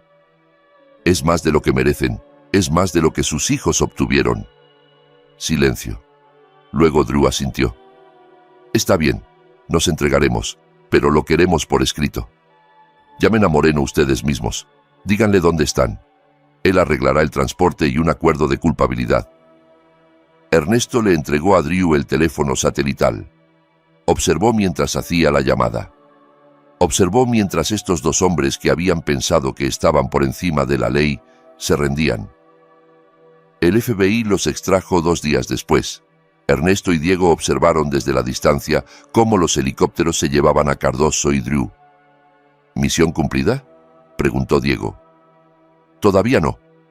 No hasta que todos estén condenados y encerrados. Sabes que quizás no todos vayan a prisión. Buenos abogados, tecnicismos, tratos. Entonces me aseguraré de que sufran de otras maneras. Estas personas destruyeron la infancia de Emilia. Asesinaron niños. No se van a ir caminando. Volaron de regreso al norte. Emilia estaba esperando. Corrió a los brazos de Ernesto. Te extrañé, papi. Yo también te extrañé, bebé. Muchísimo. ¿Podemos ir a casa ahora? Ernesto miró a Diego, quien asintió. La amenaza inmediata había pasado. Cardoso y Drew estaban bajo custodia. Los demás estaban demasiado asustados o demasiado arruinados para huir. Sí, podemos ir a casa. Regresaron a su hogar una semana después. La casa se sentía vacía sin Brenda, pero a Emilia no parecía importarle. Solo estaba feliz de estar de vuelta en su propia habitación con sus propias cosas. Ernesto la inscribió en una nueva escuela más lejos del pueblo. Un nuevo comienzo, nuevos amigos que no sabían del escándalo, terapia 2 veces por semana para ayudarla a procesar el trauma, y lentamente, dolorosamente, construyeron una nueva vida. El juicio comenzó 6 meses después del rescate de Emilia. Mirta fue primero. La fiscalía presentó un caso devastador. Evidencia física de las tumbas, testimonios de niños sobrevivientes, registros financieros probando que era una empresa criminal. La defensa de Mirta intentó alegar que estaba ayudando a niños problemáticos, que las muertes fueron accidentales, que había sido presionada por su hermano Hernán. El jurado no se lo creyó. Culpable de todos los cargos. 4 cadenas perpetuas consecutivas sin posibilidad de libertad condicional. El juicio de Hernán fue el siguiente. Sus abogados intentaron retratarlo como una víctima de la manipulación de su hermana, pero con su propio testimonio sobre arreglar soluciones permanentes, era inútil. Culpable, cadena perpetua sin libertad condicional. Cristina Salazar recibió 20 años por conspiración y obstrucción. Carlos Bravo, el policía auxiliar, recibió 15. Cristina Núñez, la supervisora, recibió 10. El juicio de Brenda fue el más difícil de ver para Ernesto. Ella lucía pequeña y quebrada en el estrado, llorando mientras describía cómo había estado desesperada por dinero, cómo había creído las mentiras de su madre sobre ayudar a los niños. El fiscal no fue comprensivo. Le mostró al jurado grabaciones de Brenda promocionando el programa a padres, describió los $100,000 que había ganado, Detalló el sufrimiento de los niños que había enviado. Emilia no asistió al juicio. Era muy joven y los abogados acordaron que su testimonio por videoconferencia era suficiente. Pero Ernesto estuvo allí cada día, observando a la madre de su hija ser condenada por conspiración para cometer abuso infantil. 5 años. Cumpliría al menos 3 antes de ser elegible para libertad condicional. Los juicios de los otros padres se prolongaron por otro año. Cardoso y Drew, fieles a su palabra, testificaron contra todos. El senador estatal recibió cadena perpetua. El director recibió 30 años. El empresario recibió 25. En total, 23 personas fueron condenadas por la participación en la conspiración de Nuevos Comienzos. Cientos de años de tiempo en prisión. Millones en restitución a las familias de las víctimas. Pero para Ernesto, la verdadera victoria fue ver a Emilia sanar. Lentamente, las pesadillas se desvanecieron. Empezó a sonreír de nuevo, a hacer bromas, a jugar con amigos. Todavía estaba afectada por lo que había pasado, probablemente siempre lo estaría, pero estaba sobreviviendo, prosperando, incluso. 2 años después del rescate, Ernesto estaba sentado en un tribunal de familia para la audiencia final. La jueza, una mujer que había revisado toda la evidencia, todos los testimonios, lo miró a él y a Emilia. Señor Montoya ha hecho un trabajo admirable criando a su hija bajo circunstancias extremadamente difíciles. El tribunal determina que usted es un padre apto y amoroso. Los derechos parentales de la señora Montoya quedan permanentemente terminados. La custodia completa se le otorga a usted. Emilia le apretó la mano. ¿Eso significa que mamá no me puede llevar de vuelta? Nunca, dijo Ernesto. Eres mía para siempre. Esa noche tuvieron una celebración tranquila en casa. Pizza, helado, una película. Solo ellos dos, como había sido durante 2 años. «Papi», preguntó Emilia durante la película. «¿Sí, bebé?» «Gracias por salvarme». Ernesto la abrazó. «No tienes que agradecerme. Para eso son los papás». «No todos los papás. Algunos de esos niños, sus papás eran los malos». «Lo sé. Y lamento que no tuvieran a alguien que los protegiera. Pero tú te aseguraste de que los malos fueran castigados. Te aseguraste de que no pudieran lastimar a nadie más. Lo intenté. Hiciste más que intentar. Ganaste». Ernesto pensó en eso. Había ganado. Sí. ¿Pero a qué costo? Su matrimonio había terminado. Su hija estaba traumatizada. Familias habían sido destruidas. Vidas se habían perdido. Pero Emilia estaba viva, estaba sanando, estaba a salvo, y las personas que la habían lastimado estaban encerradas para siempre. Quizás eso era suficiente. Quizás eso era la victoria. 5 años después, Ernesto estaba en el patio trasero de su nueva casa, un lugar más pequeño en un mejor vecindario, más cerca de la escuela de Emilia. Ella tenía 12 años ahora, alta y segura, capitana de su equipo de fútbol. Las pesadillas eran raras. La terapia había funcionado. Iba a estar bien. Daniel Guillén vino para una parrillada, como hacía cada mes aproximadamente. Se habían vuelto amigos cercanos después de todo. Daniel se había retirado de la fuerza, citando desilusión con el sistema que había permitido que los salvatierra operaran durante tanto tiempo. «¿Cómo está?», preguntó Daniel, mirando a Emilia jugar con el perro de los vecinos. «Bien. Genial, en realidad. Puras calificaciones altas. Muchos amigos. Feliz». «Nunca lo sabrías. Pero tú lo sabes».